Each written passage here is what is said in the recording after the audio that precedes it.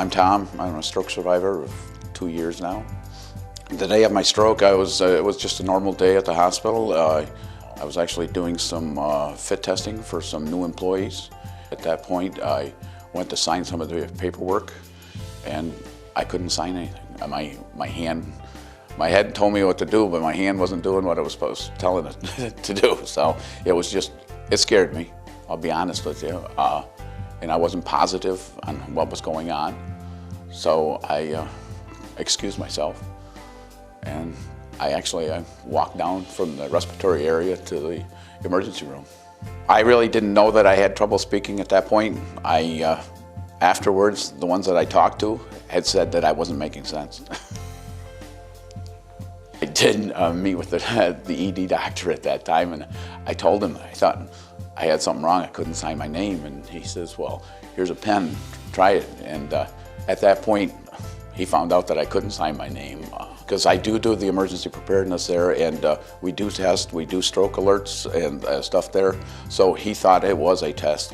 When he decided I was thinking of having a stroke, he actually took me into an exam room, did the workup with the blood and blood pressure, and I don't know what else it was there at that time, but they were going faster than I expected them to.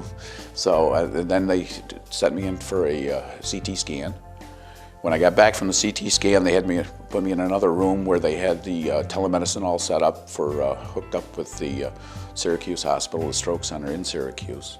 At one point, the doctor from Syracuse says, you are a candidate for TPA.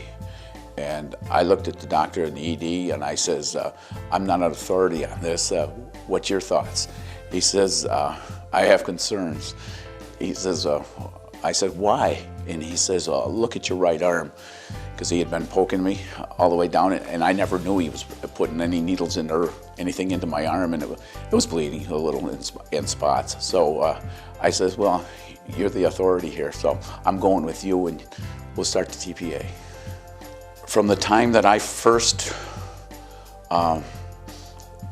recognized that something was wrong until the time they started the TPA, I wouldn't say it was more than maybe 45 minutes, maybe an hour.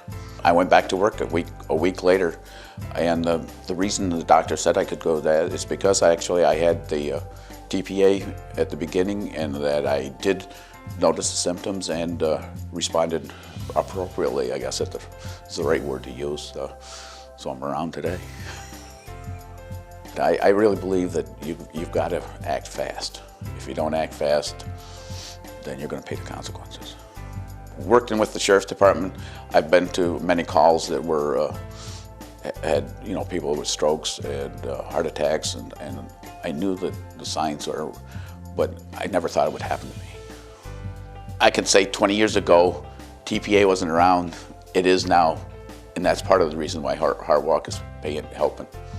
The donations and everything are making research, and maybe there'll be a day that there is no strokes have to be. I mean, that they're not there for a reason, and they can be taken care of quicker. It's close and dear to my heart, and I just feel that if I can do it, because they helped me, and I didn't know I was going to need help, and I want to turn around and return the favor to them. My why is my great-granddaughter. That's the big why, and she, I had the stroke before she was born, but I guess the one thing when I found out I was going to have a great-granddaughter, it gave me that much more reason to keep pushing forward.